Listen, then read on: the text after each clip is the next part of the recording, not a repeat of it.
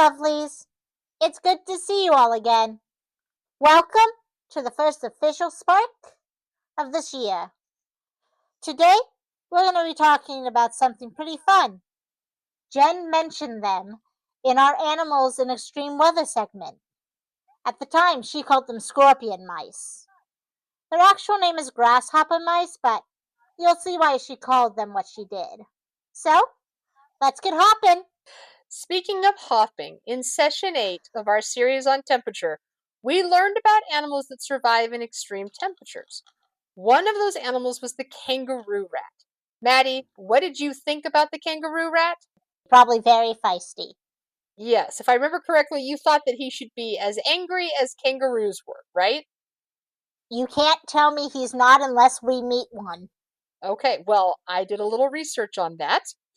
And I found out that while kangaroo rats are not harmful to humans, they are aggressive toward one another. Oh, and by the way, don't pick up kangaroo rats because they carry diseases. Do not pick up or touch wild animals. Seriously, no touchy. That's a really good advice.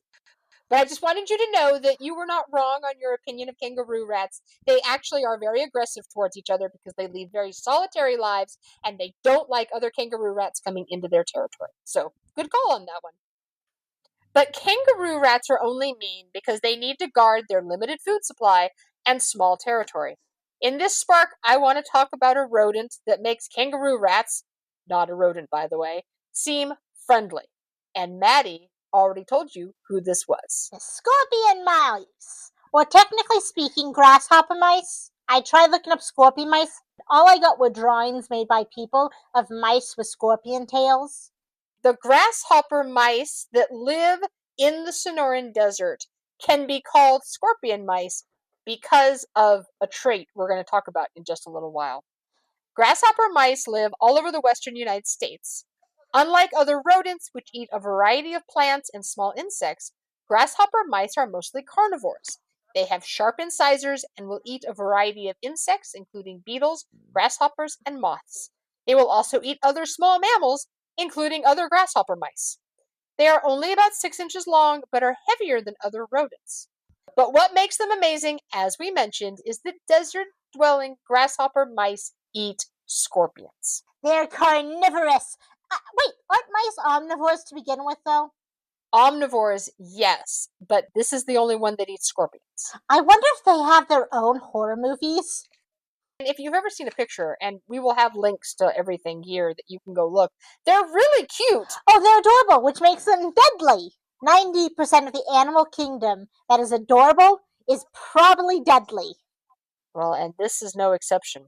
Whoever called them grasshopper mice didn't notice what else they were eating. And this is understandable because grasshopper mice are nocturnal, so they're probably harder to study. Bark scorpions are the most venomous scorpions in the United States. Lucky me, they live in Lake Havasu, where I live. I've never seen one, probably because they are nocturnal and only 2 to 3 inches long, but I really don't want to. While the venom of the bark scorpion cannot kill a human, it can cause extreme localized pain. However, the venom is very effective at killing insects and small mammals, except for the grasshopper mouse. When a bark scorpion stings a grasshopper mouse, the mouse licks the wound for a moment and then continues to fight. Not only does the venom not cause them pain, but it also acts as a painkiller, helping the mice fight without feeling the effects of further injuries. This, of course, is bad news for the scorpion, who ends up as the grasshopper mouse's dinner. I like how the scorpion has accidentally just given this mouse an anesthetic to beat it up more. It's like, yes, punch me more. Yes, fabulous. Wait, no. Are they surprised when, the mouse keeps fighting? Probably, because besides grasshopper mice, there's probably, non-grasshopper mice-looking mice. They're just like, it's a random draw. Do I get the deadly mouse, or do I get the non-deadly mouse? I wonder if there's a human version of the scorpion mouse. I don't know. Some mutant human that's made stronger by scorpion venom? Oh, I was just going to say by other humans. One of the things that's happening is they are studying the mice to find out how this happens so that maybe we can then use things like the scorpion venom as painkillers for ourselves. Oh, really? So this has a medical practice into it now. May very well be the future of pain medication. That's cool. We'll have to keep an eye on that then. If this were all that was special about the grasshopper mouse, it would be enough. But they have another trait that is awesome. They are sometimes called coyote mice because they howl before attacking their prey. I don't mean some little peep like you might hear from other rodents.